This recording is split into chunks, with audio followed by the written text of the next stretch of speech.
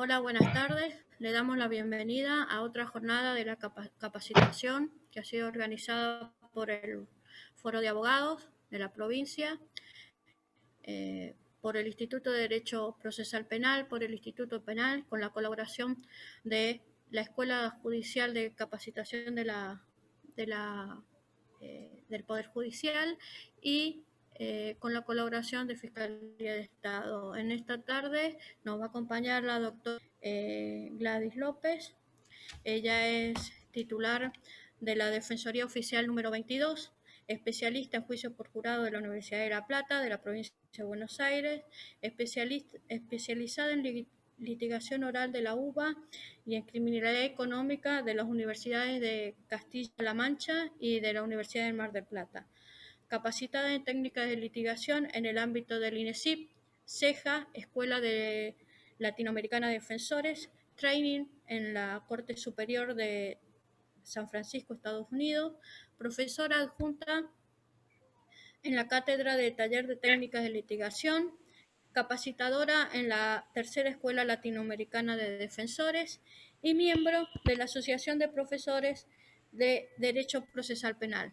Buenas tardes, doctora, le damos la bienvenida, le cedo la palabra.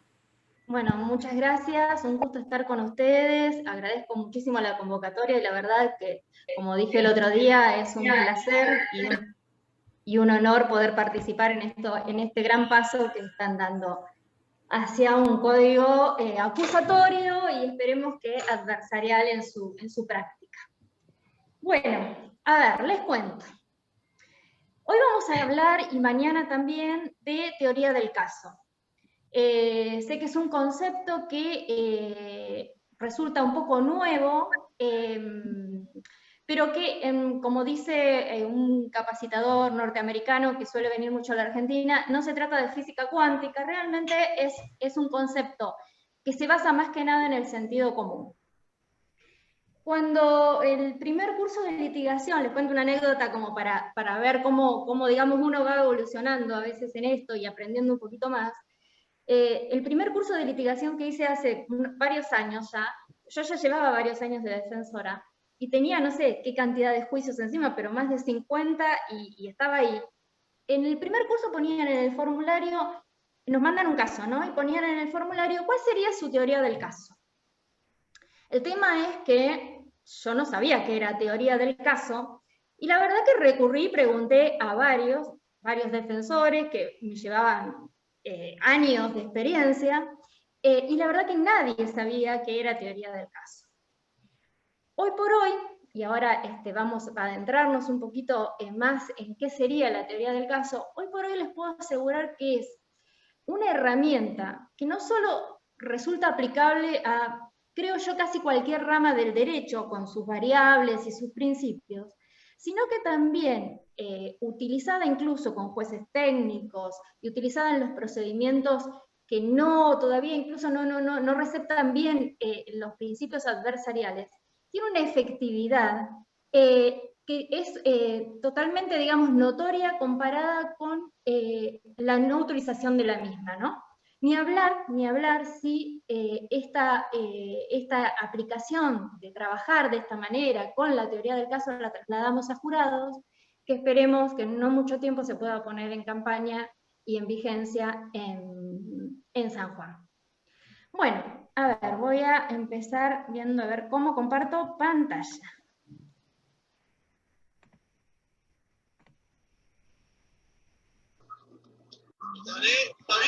Estabilizo. Es una mina de mercado. Bien. Se está compartiendo, ¿no? Sí. Bien, voy a empezar con una de las definiciones que tiene mayor utilidad. Si ustedes recurren... Ay. Silencien los micrófonos, por favor. Un segundo, por ver esto, ahí estamos. Bueno, si ustedes recurren, van a encontrar varias definiciones de teoría del caso. Yo creo que la que mayor utilidad tiene es esta, que entiendo que también el doctor González Estier ayer les dio la misma como para introducirnos en el tema. ¿Qué es? O sea, cuando nosotros nos preguntan sobre un caso, ¿cuál es su teoría del caso? Nosotros, depende del rol que estemos ocupando, vamos a decir una historia, vamos a contar una historia, ya sea de culpabilidad, si estamos como fiscal, en el caso, bueno, no va a haber fiscales, pero fiscal o querellante particular, o de no culpabilidad o incluso de inocencia, pero que tiene que ser consistente con los hechos incontrovertibles y obviamente las normas, ¿no?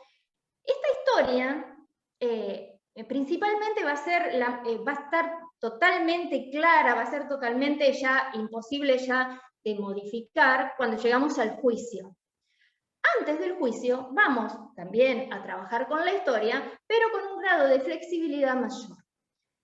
Cuando nosotros contamos la historia, esta historia va a tener que ser lo más simple, lo más consistente, que me contenga todos los hechos relevantes, pero que no sea tampoco un extenso relato que se haga aburrido, que se haga incomprensible para quien lo escucha. Porque esto tiene que ver con la persuasión que puede llegar a producir esa historia en el que está escuchando. Obviamente, claro está, no tiene que ser contradictoria, ¿no? No tenemos que mencionar un hecho que a su vez contradiga otro. Bien, otra definición que van a encontrar y que es correcta también, porque es el otro aspecto, otra dimensión de la teoría del caso, es la que da Moreno-Holman en su libro de la teoría del caso, ¿no? Se titula así, que es el conjunto de actividades estratégicas que debe desarrollar un litigante frente a un caso. Con estas actividades estratégicas le permitirán determinar la mejor versión de los hechos, vamos a la primera definición, que sostendrá ante el tribunal. Y la manera más eficiente y eficaz de presentar persuasivamente las argumentaciones y evidencias que la acreditan en un juicio oral. ¿Qué nos está describiendo en esta definición Moreno-Holman? Nos está describiendo una metodología de trabajo, una forma de analizar un caso, ¿no? Nos está diciendo, lo que va a llegar al final, el producto que se va a exteriorizar en primer plano va a ser el relato de los hechos. En definitiva, volvemos a decir, cuando nos preguntan su teoría del caso, vamos a decir el relato de los hechos. Ahora, ¿cómo logramos llegar a ese relato de los hechos? Va a ser el análisis que ahora más adelante vamos a desarrollar, que tiene que ver con la evidencia que va a sostener cada una de las proposiciones fácticas que va a permitir realizar el relato. Pero a su vez, no solo eso, incluso esto nos va a dar no solo la metodología de cómo llegamos a eso, sino que incluso nos va a permitir programar incluso el orden en que vamos a presentar la evidencia en el juicio. ¿Por qué? Porque la vamos a ordenar de una manera determinada para ser más claros, para que ese relato llegue en forma más persuasiva. Bien, una definición que no es tan pública quizás, pero que me gustó porque me parece que es la que de repente nos lleva a entender, llevar del inquisitivo al adversarial la idea con más claridad. Esta definición también es un libro en el que participó Moreno-Holman, pero hay otros autores también, Rafael Suárez, Mauricio Fernández y Hugo Rojas Corral. Dice, es la idea central que tenemos del caso, ¿no? Una teoría explicativa sobre lo que ocurrió. Es una idea transformada en relato. Volvemos al relato. Estamos hablando de hechos, que intenta dar cuenta de un hecho que es omnicomprensiva, autosuficiente, única, sobre esto vamos a volver, y verosímil. Todos requisitos indispensables para persuadir a la hora de exponer nuestros hechos y nuestra prueba. Bien.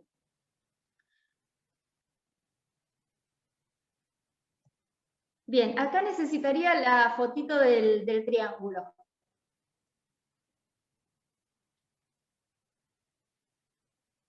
¿Será posible? Dejo de compartir pantalla, ¿no? Ahí está. Bien, a ver, este triángulo, en realidad nos habla de las distintas dimensiones de la teoría del caso, ¿no? A ver, sí, se ve parcialmente. Bueno, como vemos tiene distintos vértices. ¿Y por qué está en triángulo? Porque esto se va retroalimentando.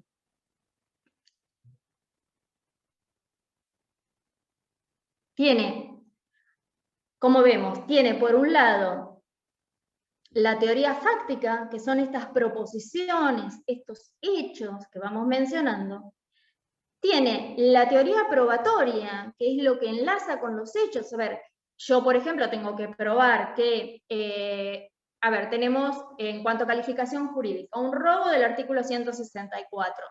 Tenemos que, mediante un empujón y arrebato, Juan Pérez le saca la cartera donde la señora Gómez tenía su billetera y credenciales, le saca la cartera y se la lleva, y se va corriendo.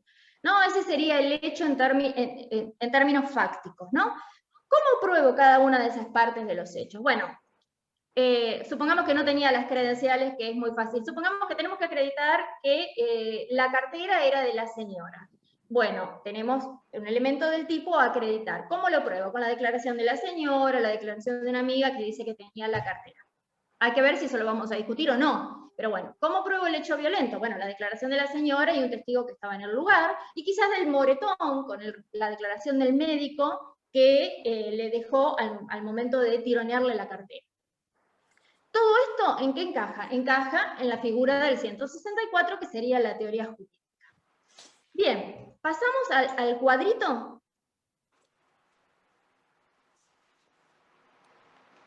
Perdón, una cosita más. En esto del triángulo,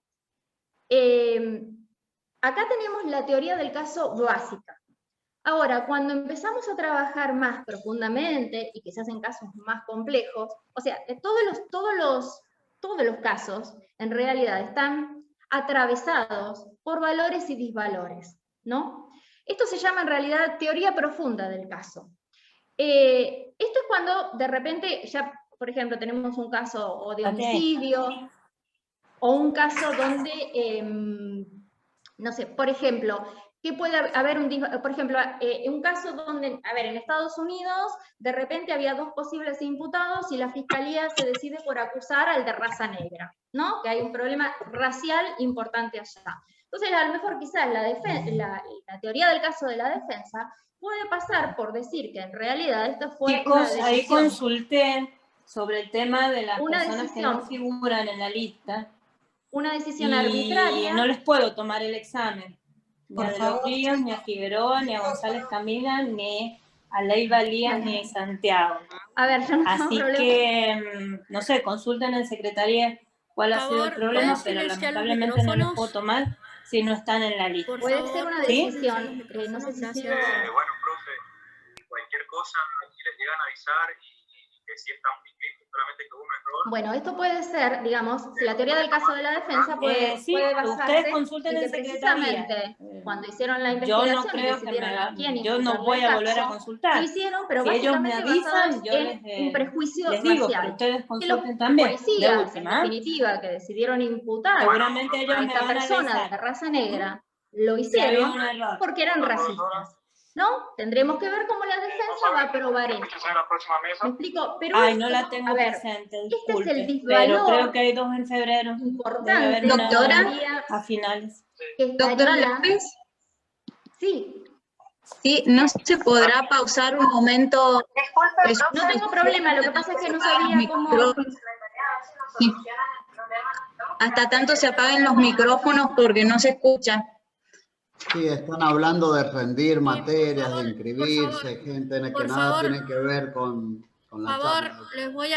Por favor, les voy a pedir que cierren los micrófonos para continuar. Si no, así no se va a poder.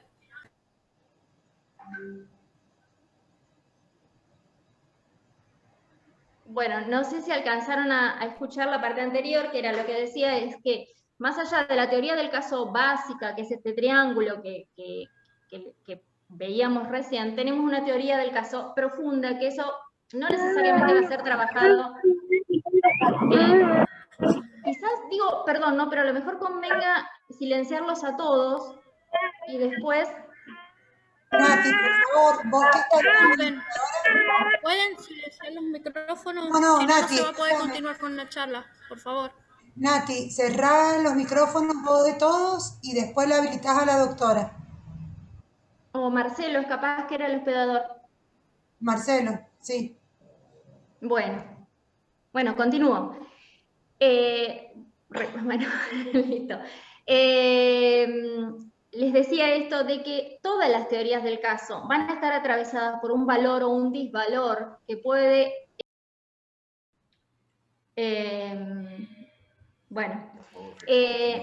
retomo un poquito. Les decía esto de que cada teoría está atravesada siempre por un valor o un disvalor, que su relevancia dependerá de acuerdo al caso, y que será, digamos, hará la diferencia siempre y cuando, bueno, el caso, digamos, tenga una tensión fuerte sobre estos aspectos, ¿no? Pero bueno, de esto no vamos a hablar quizás tanto, nos vamos a dedicar más a lo más estructural, que es lo que tenía que ver con estos tres vértices que se retroalimentan continuamente y que van, esta flexibilidad que va teniendo la teoría del caso hasta llegar a una teoría única e inamovible, en donde la Fiscalía la va a tener que fijar antes para permitir el ejercicio del derecho de defensa correctamente, y la defensa va a tener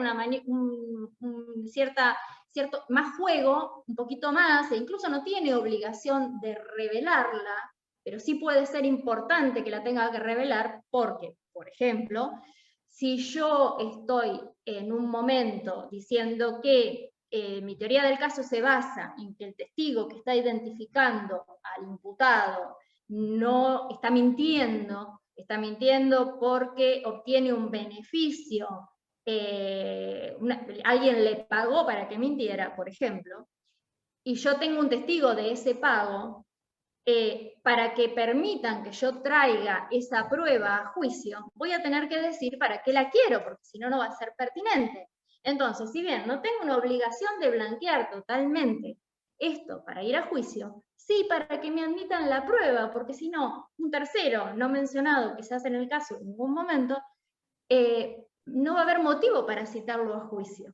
Entonces no me van a permitir que lo traiga. Entonces, a esos fines, muchas veces, y para mayor agilidad y para los efectos persuasivos, es conveniente que la defensa vaya revelando por lo menos parte de su teoría del caso. Bien, ¿tenemos el cuadrito? Ahí está. Bien, a ver, este es un cuadrito simple, ¿no? Que en realidad vamos a volver sobre esto, pero ya quería darles el pantallazo de cómo metodológicamente podemos trabajar un caso. Tenemos la teoría jurídica, como les decía, por ejemplo, el elemento 1 es cosa total o parcialmente ajena. En el caso sería, la cartera era de, no me acuerdo el nombre que di, el sapero, ¿no? La proposición fáctica 1. Ahí vamos a analizar, y ahora después vamos a volver sobre si el hecho es débil o fuerte. ¿Con qué probamos esto? Como les decía, con tal testigo y tal testigo. El arrebatamiento, la violencia del robo, ¿con qué lo probamos? Con el empujón y posterior tirón, esa es la proposición fáctica, dos proposiciones, ¿va? Que le da el imputado a la señora Elsa Pérez. ¿Cómo lo probamos? Entonces dijimos con su declaración, prueba 2, por ejemplo, que también hacia la prueba 1,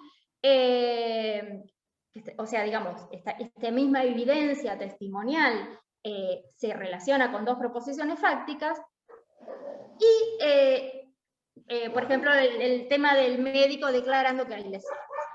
Bien, acá también vamos a analizar la fortaleza y debilidad de la prueba. Este es un cuadrito de presentación que después vamos a volver, una vez que volvamos a hablar de los hechos, de la prueba y de la teoría jurídica, vamos a volver a este cuadrito. Bien, sigo compartiendo el Power en todo caso.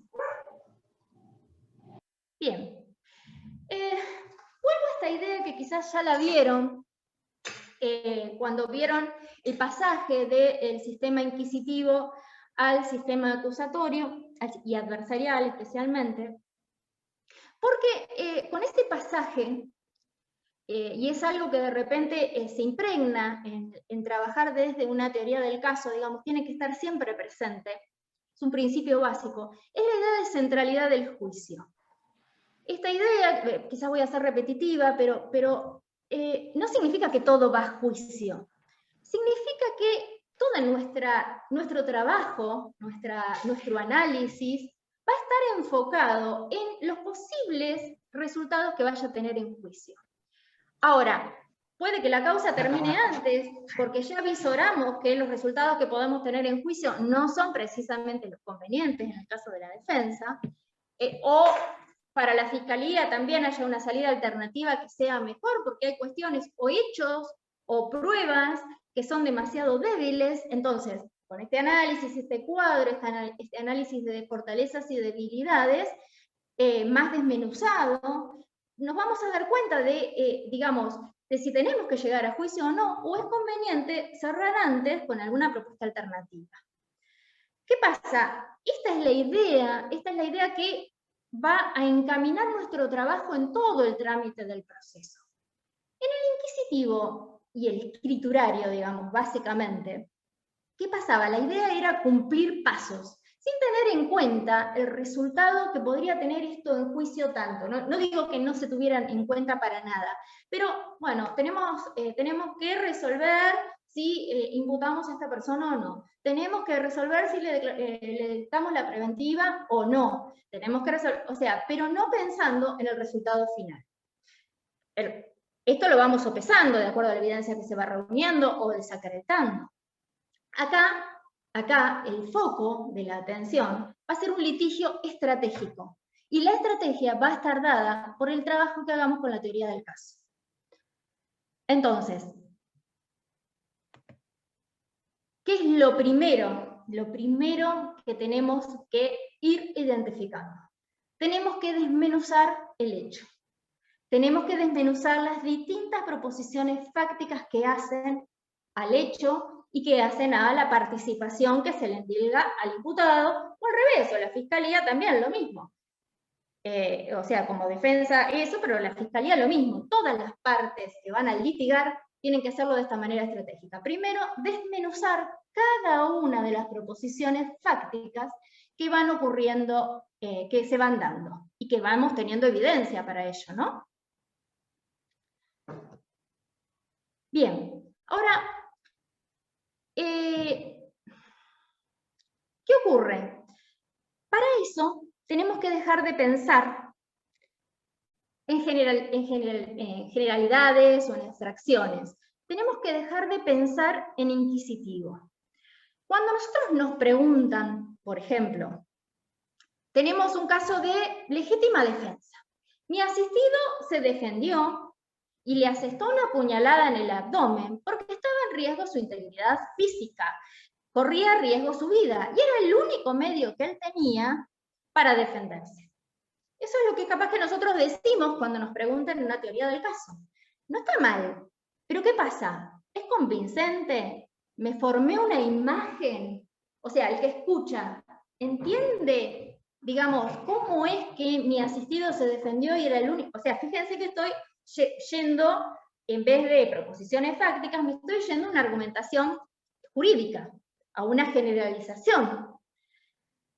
Entonces, ¿qué pasa? Yo sí pienso, a ver, yo les describo el hecho de otra manera y digo, mi asistido, Juan Pedro Ortiz, un señor de 72 años que mide 1,60 m y pesa 62 kilos, le asestó una puñalada a Juan Pérez, un hombre de 27 años, de 1,90 m, 85 kilos, quien practica boxeo desde los 17 años, y a su vez ha ganado las 5 últimas peleas en los 3 meses de boxeo por nocaut.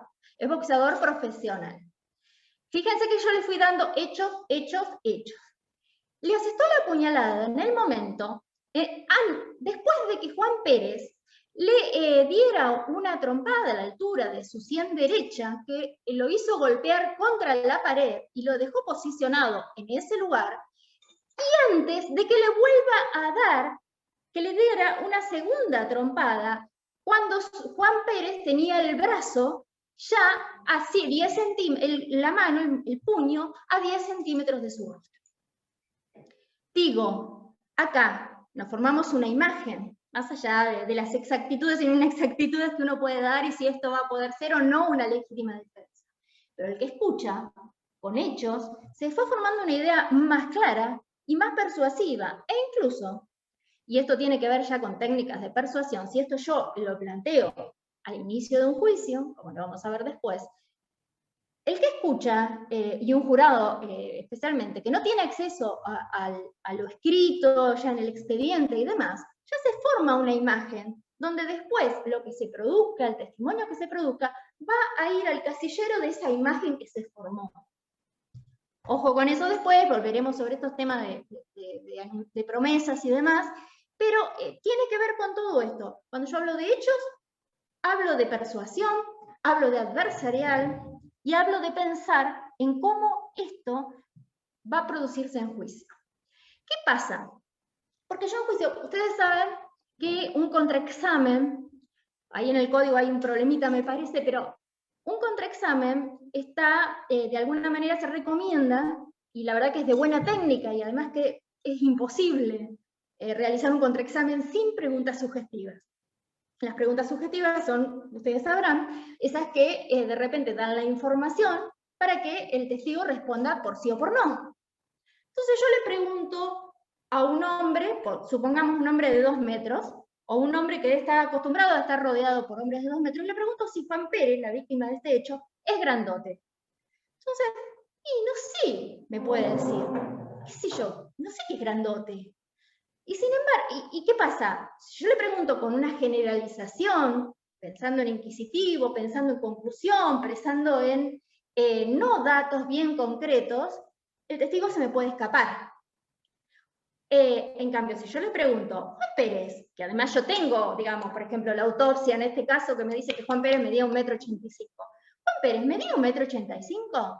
El testigo me puede decir, no sé, pero yo tengo maneras de llegar, pero puede ser que me diga, y sí, más o menos, y pesaba más o menos entre 80 y 90 kilos, y no le va a quedar mucho margen de juego. Lo mismo, por ejemplo, el lugar era oscuro. ¿Qué es el lugar era oscuro? Si yo pregunto, ¿era de noche? ¿Sí o no? El cielo estaba totalmente cubierto de nubes, ¿sí o no? ¿No se veían las estrellas? ¿Sí o no? ¿No había lámparas en la calle? ¿Sí o no? Esto da una imagen al que escucha. Me estoy preparando para el juicio, para un contraexamen, para sacar mentira, verdad del testigo, y no dejo lugar a juego. ¿Se entiende? Entonces, ¿qué es lo primero? Identificar hechos concretos. Y acá les voy a pedir que interactuemos un poquito.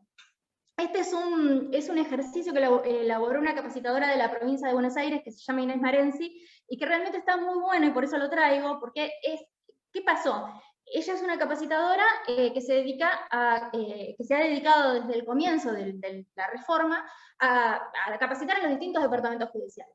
Y el primer problema que notó del pasaje del inquisitivo al acusatorio y más al adversarial era esta complicación que teníamos todos para identificar hechos y no irnos ni con generalizaciones, ni con abstracciones, ni opiniones personales, para no ser, digamos, era un grado de dificultad muy, o sea, estaba generalizado. No sé si había gente que pudiera decir que se excepcionaba de esta dificultad.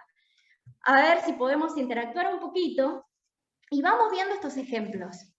Por ejemplo, ¿qué les parece a ustedes? No sé si se podrán abrir ahora un poco los micrófonos.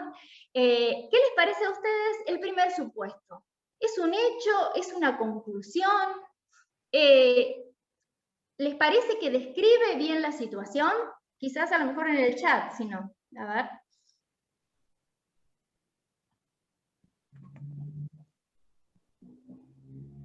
Valoración. Sí, no sería un hecho concreto utilizable en el relato. Perfecto.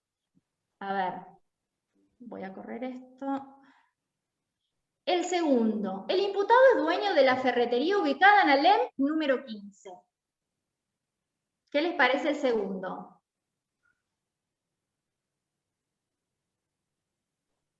¿Es hecho o conclusión?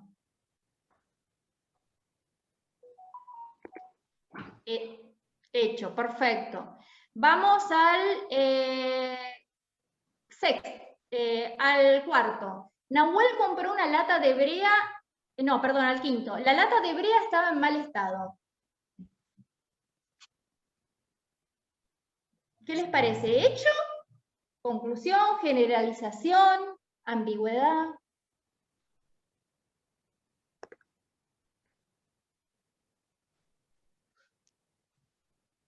¿Qué sería mal estado? El contenido estaba mal, la lata estaba mal, la lata estaba rota, la lata estaba oxidada. El contenido Para de mí, la brea, no sé cómo se puede poner fea, pero se puede, sí, la brea estaba fea. el hecho de nombrar la lata de brea que estaba en mal estado está haciendo alusión a la lata, no al contenido, para mí. Pero Para puede mí ser que alguien general, piense que es el contenido. Y puede ser que la lata esté oxidada o que esté golpeada. también puede estar abollada, pero yo lo veo un poco confuso.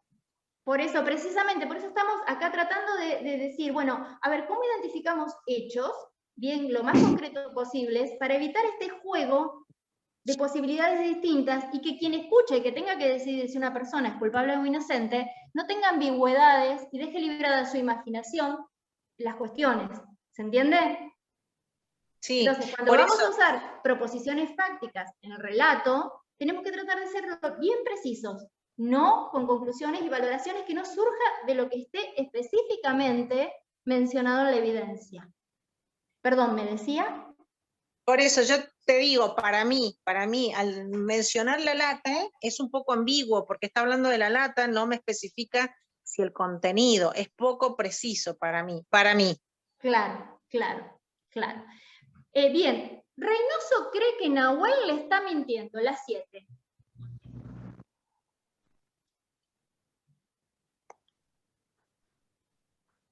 ¿Qué les parece?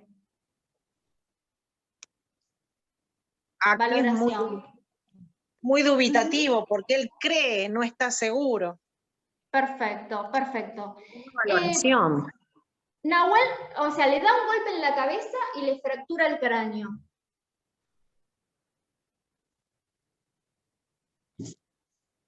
Hechos. Perfecto, Hechos. hecho, es bastante clara la descripción de cómo ocurrió. Nahuel salva su vida gracias a una asistencia, y no sé qué, a una excelente asistencia. Valoración. Una valoración. Valoración, perfecto, perfecto. Bien, se entiende, ¿no? Y se entiende la utilidad de esto, ¿no? Sí, ahora sí. Intercambian palabras en tono ofensivo.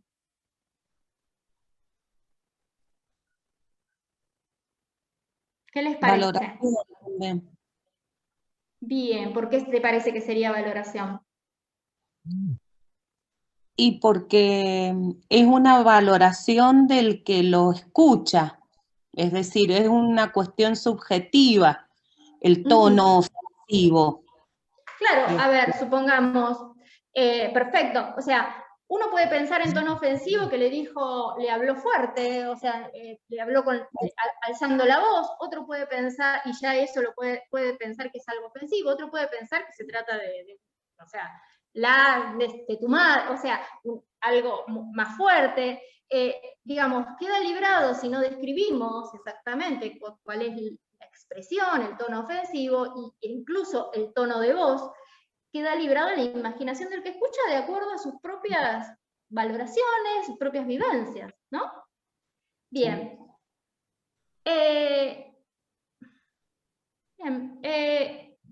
Uriel disfrutaba humillando a Leonel.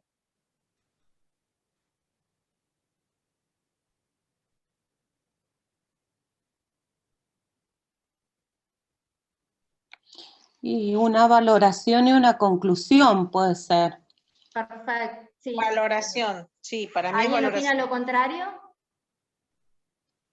Para mí es valoración. Bien, bien, bien. Bueno, creo que ustedes no tienen la misma dificultad que teníamos en Provincia de Buenos Aires, ¿eh? Así es que bárbaro. Bueno, ¿qué pasa? Bueno, está bien. Ya sabemos identificar hechos, no conclusiones, no generalizaciones, dejamos el inquisitivo atrás. Ahora tenemos que pensar también desde el punto de vista, además de eso, sumar la estrategia. A ver, ¿cuáles son los hechos que no podemos discutir? En el caso este del robo, por ejemplo, no podemos discutir, supongamos, o sea, está recontraprobado, no hay por qué desconfiar, o sea, no podemos discutir que la cartera era de Elsa Pérez, por ejemplo, ¿no? Si tengo una persona que ha fallecido y que tengo la autopsia, tengo que murió porque le asestaron 2 puñaladas en el abdomen, con un cuchillo, e incluso, por ejemplo, que pudiera haber dudas, a ver, sobre el cuchillo, si era el arma homicida o no, tengo un cuchillo secuestrado con el ADN que está concatenado con el cuerpo de la víctima y demás, entonces sabemos que, por ejemplo, ahí tenemos 2 o 3 hechos indiscutibles. La muerte, es indiscutible a lo mejor el arma homicida, o no, o sea, la muerte ya de por sí, digamos, es totalmente incontrovertible. ¿Cómo murió? Que la causal de muerte, bueno, salvo que el médico hubiera sido un perito, un mal perito, hubiera trabajado mal, bueno, pero en principio parece incontrovertible. Vamos a ver, hay cosas que, digamos, a ver, la muerte sí parece que es incontrovertible por su naturaleza y no hay vuelta. Hay otras cosas que en algún momento pueden aparecer como controvertibles, pero a medida que se va avanzando en la investigación, uno decide ya que es incontrovertible, no hay vuelta atrás, entonces se va transformando también en un hecho que no vamos a discutir, ¿no? Y puede ser que también por alguna cuestión estratégica, porque no tenga demasiada relevancia, porque en definitiva, si un hecho que quizás es incontrovertible o no, digamos, pero que es capaz que incluso puede servirle a la fiscalía y me puede servir a mí, yo decida no controvertir, ¿no? Tenemos estas 3 variables en las que los hechos se transforman en incontrovertibles. Incluso son cosas que las podemos ir hablando con la contraparte. O sea, porque estamos decidiendo, a ver, no me voy a pelear por esto, no voy a gastar energía en esto, e incluso no voy a perder credibilidad en esto. Porque si yo me pongo a discutir, por ejemplo, sin evidencia que lo contrarreste, que la persona murió porque fue apuñalada, pierdo credibilidad en ese caso, e incluso como litigante. Entonces, ¿qué pasa con todo esto? O sea, incluso, a ver, ahorro tiempo de trabajo, no pierdo credibilidad y sumo credibilidad cuando lo que voy a discutir tiene sentido, ¿no? Entonces, ¿qué pasa con nuestra teoría del caso? Nuestra teoría del caso jamás, pero jamás, puede dejar de tener en cuenta estos hechos incontrovertibles. La teoría del caso tiene que comprenderlos, siempre tenerlos, ser omnicomprensiva, siempre tenerlos encerrados y considerados en la teoría del caso. ¿Dónde nos vamos a enfocar como defensores? En aquello que podamos discutir de la teoría de la fiscalía. O sea, en los hechos controvertibles. ¿Dónde vamos a dirigir nuestros esfuerzos de producir prueba? A los hechos controvertibles. ¿Bien? Bueno, esto no queda en relación a los controvertibles por ahora, no queda más nada. Bien, ¿qué pasa, no? Nosotros, como decíamos, podemos tener hechos más fuertes o más débiles. ¿Se acuerdan el cuadrito que teníamos la dimensión jurídica, la teoría fáctica, y ahí teníamos un análisis de fortalezas y debilidades de los hechos? Bueno, ¿cómo analizamos la fortaleza y debilidad del hecho? No estoy hablando de la prueba, ya sobre la prueba vamos a ir un poquito más adelante. Con lo que se llama el test de superposición. El test de superposición en realidad es una evaluación que hacemos. Sopesamos si el mismo hecho, digamos, puede tener una explicación diferente de la contraparte. Y si incluso la explicación de la contraparte puede ser más convincente que la que tengo yo. Entonces, Si pasa eso, si la versión, o sea, yo tengo un mismo hecho que puede favorecer a las dos partes en cierta medida, ¿no? Pero si el argumento de la contraparte es más creíble que el mío, mi hecho es débil. No interesa tanto. Ahora, si mi argumento es más creíble, mi hecho es fuerte. ¿Ok? Nos puede interesar trabajar además sobre este hecho cuando vamos a juicio, porque nos va a sumar en credibilidad. Y entre otras cuestiones, ¿no? Habrá que ver cuál sería el hecho particular. Bien, y acá vamos a dejar de ya hablar de las proposiciones fácticas por separado. Ahora vamos a hablar un poquito de la teoría probatoria. Bueno, hay un tema de concepto que, bueno, no, en realidad la verdad que se maneja, en los hechos no se le da tanta trascendencia, pero bueno, en realidad prueba es recién cuando la evidencia se produce en juicio. Mientras tanto es evidencia, ¿no? Entonces, nosotros vamos, o sea, obviamente las proposiciones fácticas se van construyendo de acuerdo a la evidencia, se van modificando también de acuerdo a la evidencia, o sea, nos interesa una proposición fáctica, queremos fortalecerla, vamos a buscar más evidencia, queremos contrarrestarla, también iremos a buscar más evidencia, ¿no? Dentro de la evidencia, y esto de manera enunciativa, porque no es una clase de teoría de la prueba, pero dentro de la evidencia hay 6 medios que están doctrinariamente aceptados, como algunos hablan de un séptimo, pero hasta ahora son 6 medios que están totalmente aceptados como evidencia a producir el juicio. Esos son los testimonios, la pericial, la informativa, la documental, la material y la confesión del imputado civil. Todos, menos la documental y la material, en realidad son reproducibles en juicio mediante testimonios. Y todos, digamos, a veces los que son producidos en juicio mediante testimonio, quizás normalmente en términos de fortaleza pueden ser más desvirtuados, digamos, en la credibilidad que lo que puede ser, por ejemplo, una prueba material, que, o sea, un cuchillo secuestrado, o un... Mirá, traeme el barbijo. Y la documental, bueno, también, digamos, a lo que, más allá de eso, esto después viene con el tema del análisis de creencia. Ahora, bueno, antes, o sea, más o menos uno también, cuando va armando su teoría del caso, va a tener en cuenta que esto puede estar sometido a distintos filtros. Hay dos filtros que van a pasar en la audiencia intermedia, que hay que ver si lo pasa o no, que es la de ofrecimiento de prueba. Los dos primeros filtros, que es el de legalidad, el de relevancia, son filtros que habrá que ver si los pasan en la audiencia intermedia. El de credibilidad ya es, digamos, una evaluación que uno hace, pero que ya es lo que se va a producir en juicio. Obviamente todas estas cuestiones uno las va sopesando también antes, o sea, tanto la fiscalía como la defensa va a ir sopesando estos distintos aspectos de cada uno. Por ejemplo, supongamos un ADN positivo. Un ADN positivo, no sé qué pasó, cómo se rellenó la pantalla, pero porque no lo escribí yo eso, pero bueno, no importa. Un ADN positivo, ¿no? Tengo un ADN, difícil de contrarrestar un ADN, pero puede pasar, y esto ya tiene que ver, o sea, alguno lo puede llegar a tratar de meter en la audiencia intermedia, y puede llegar a hacer que tenga una argumentación que el juez la pueda excluir, pero también puede pasar que sea un tema de credibilidad. Por ejemplo, se levantó mal. Por ejemplo, se contaminó la muestra. Entonces, esa prueba de ADN, que en principio parece totalmente creíble e irrefutable, puede pasar que tenga un tema de credibilidad al momento de ser expuesta en juicio, o que a lo mejor incluso con ese tema no pase la audiencia intermedia. Pero bueno, en principio lo que vamos a ir a discutir normalmente en la audiencia intermedia tiene que ver con la relevancia y la legalidad. ¿Qué pasa también incluso con la relevancia? A veces muchos testigos para probar una sola cosa. Y a veces eso puede disminuirnos en credibilidad a futuro, ¿no? Porque ¿qué puede pasar? Varios testigos de un solo momento. Y la verdad es que puede haber muchas contradicciones. ¿Por qué? Porque la gente desde distintos ángulos ve distinto, porque con distinta atención ve otras cosas.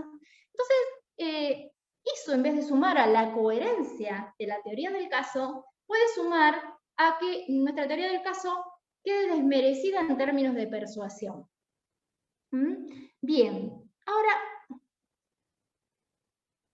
cuando nosotros vamos a analizar, o sea, vemos todo esto, legalidad, relevancia y demás, y vamos a analizar, digamos, la fortaleza o debilidad de cada elemento de prueba con la que vamos a acreditar la proposición fáctica, lo hacemos en base a la credibilidad que vaya a tener el juicio.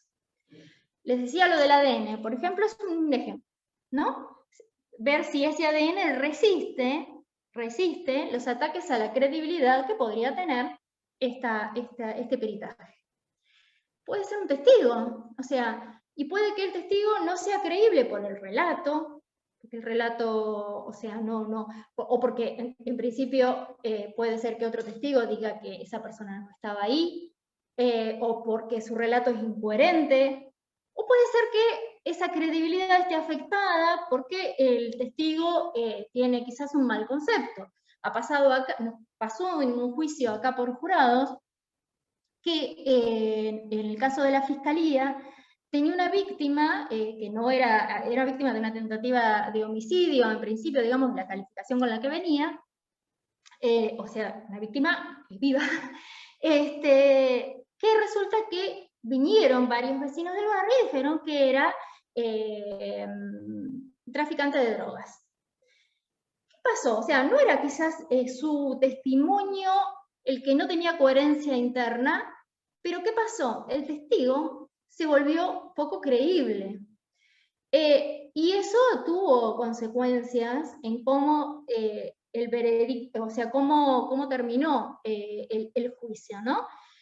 Pero, a ver, no es que esa persona no podía ser víctima de una tentativa de homicidio. Pasó que acá, quizás, la Fiscalía, si hubiera previsto esta situación, lo que implica esta preparación de teoría del caso, incluso que va con investigación, obviamente, y entrevistas a los testigos y demás, previas al juicio, si hubiera estado prevista esta situación, se hubiera podido a lo mejor trabajar la credibilidad de otra manera. Entonces, nosotros cuando sopesamos la prueba, vamos a hacerlo en función de esto, de qué grado de credibilidad, qué grado de persuasión es posible que tengamos con esa evidencia que queremos presentar en juicio. Evidencia vale decir testimonio, prueba material y demás que hemos mencionado. Bien, y finalmente pasamos a la teoría jurídica. Que esto en realidad ya lo es lo que veníamos hablando. La teoría jurídica son las normas, pero que son de carácter general y abstracto. Es pensar, como decíamos, es pensar en inquisitivo.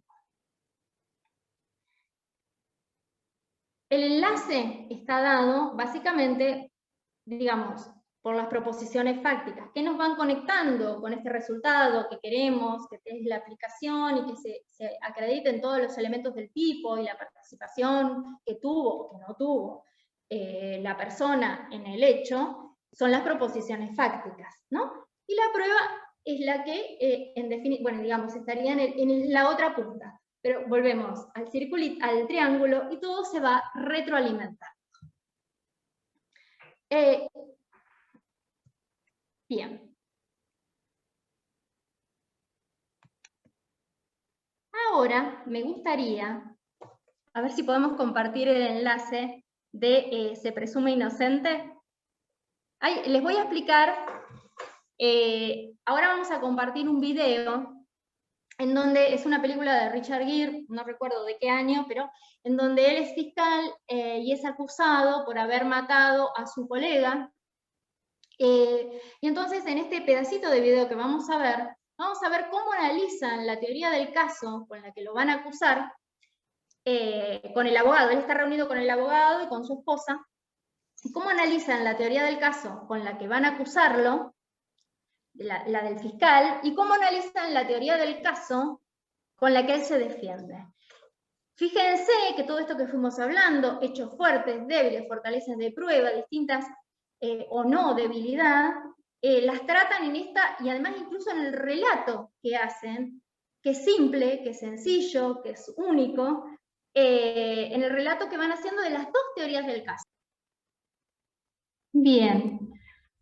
Me gustaría que, a ver si algunos de ustedes tienen ganas de decir de lo que hablamos, de comentar a ver de lo que hablamos, qué fue lo que notaron en esta exposición, en esta conversación que tiene Harrison Ford con su abogado. ¿Qué vieron de lo que charlamos y en qué lo vieron?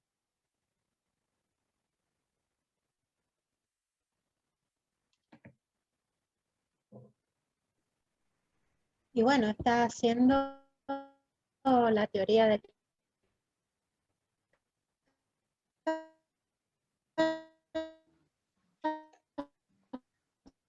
justamente. Está proponiendo o no ingresa a la base a lo jurídico, puro hechos.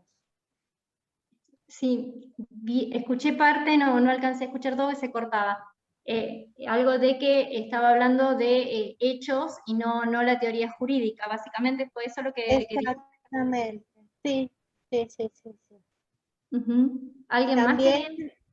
Sí, también que hablar siempre sobre los hechos en donde están probados, no darle idea a los investigadores o a los peritos sobre pruebas que no han encontrado o no se han expedido. O sea, no y eso nos habla, perfecto, y eso nos habla de esta idea de, a ver, esto nos puede pasar en juicio, pero a ver, ¿cómo lo trabajamos antes? Esto de que lo de la teoría del caso nos brinda como un plan de trabajo.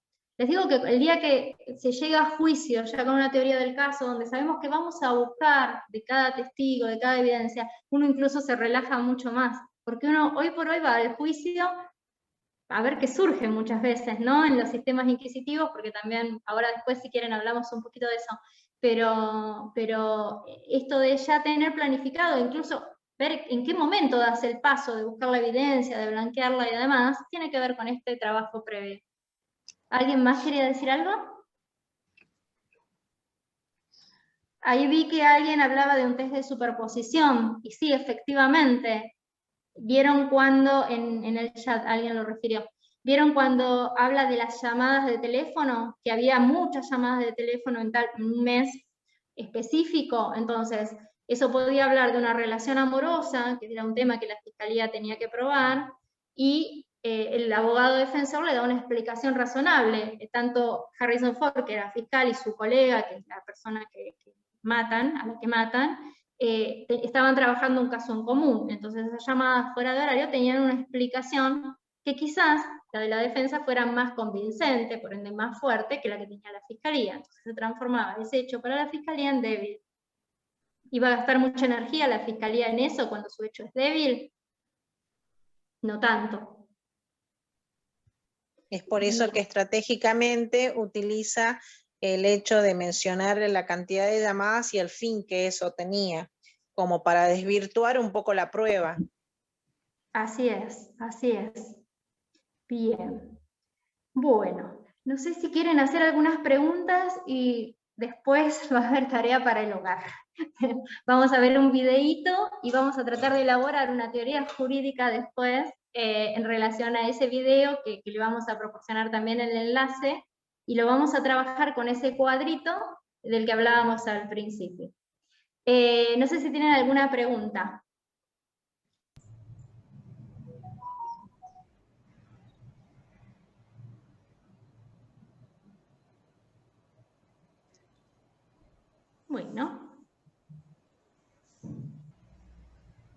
Bueno, la idea que tengo, somos un montón, en realidad estos temas realmente se trabajan, en líneas generales se trabajan con grupos y se va trabajando a la par y consultando y demás, y estando presentes en la elaboración.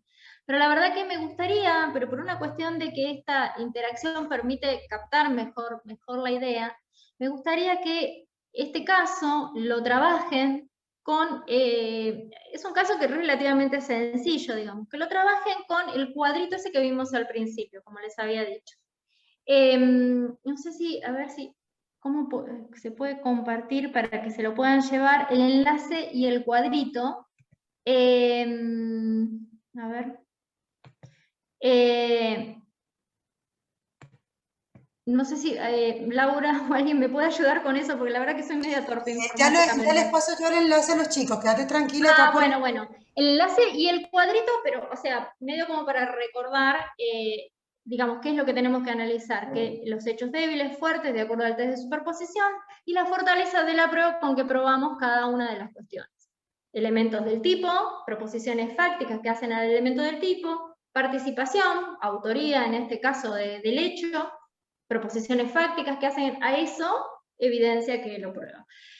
Bien, esa sería la tarea para el hogar, que es con lo que vamos a empezar mañana. Si no tienen alguna pregunta,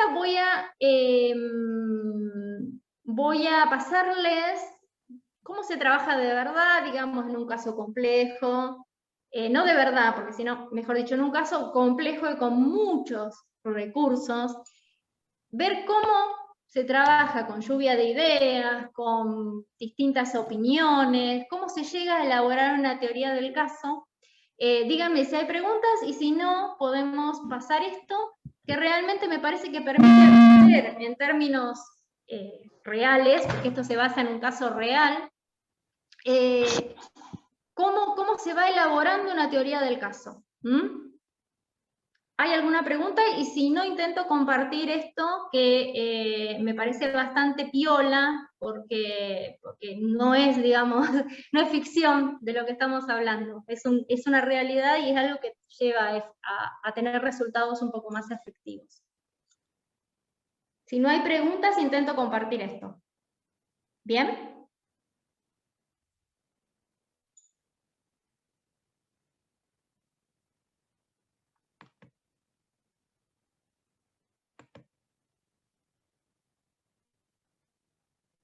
Este es un caso, les digo antes, es una serie que se llama Star Case, que es un caso real, bueno, que se puede ver en Netflix, puedo pasar el chivo.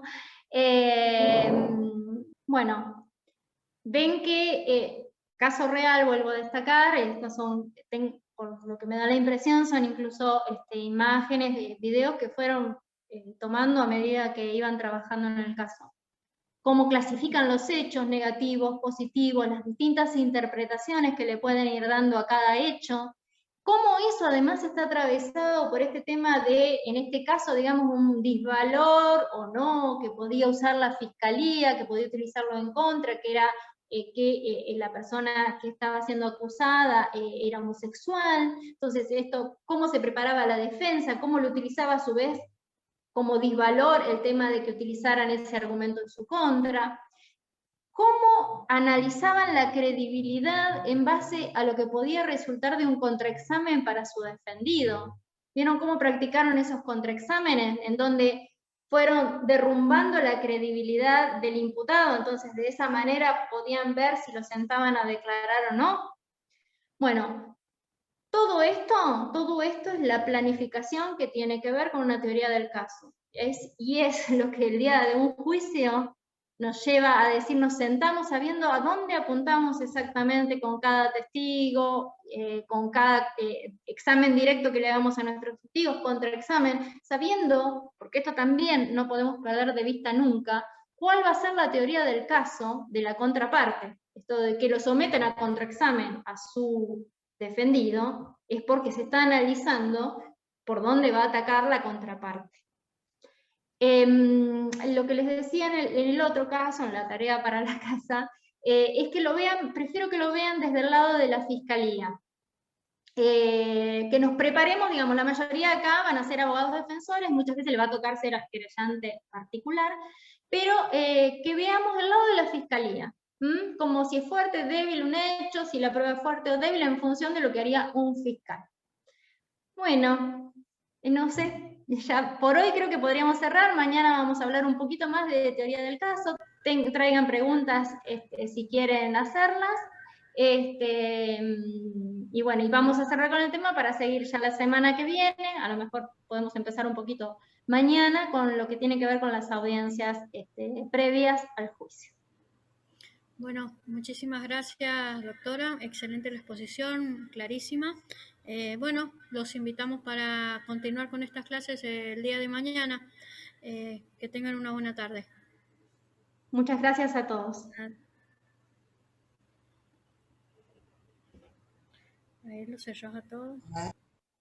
Muchísimas gracias, Gladys, por acompañarnos. Y bueno, no, a ustedes. Estamos reencontrando mañana y un placer haberte escuchado. A los alumnos les decimos que les vamos a estar enviando el video y también los documentos que nos dejó la doctora, así que en el transcurso de lo que queda de la tarde y mañana en la mañana reciben todo el material. Bueno, saludos. Saludos para todos, que tengan una linda tarde.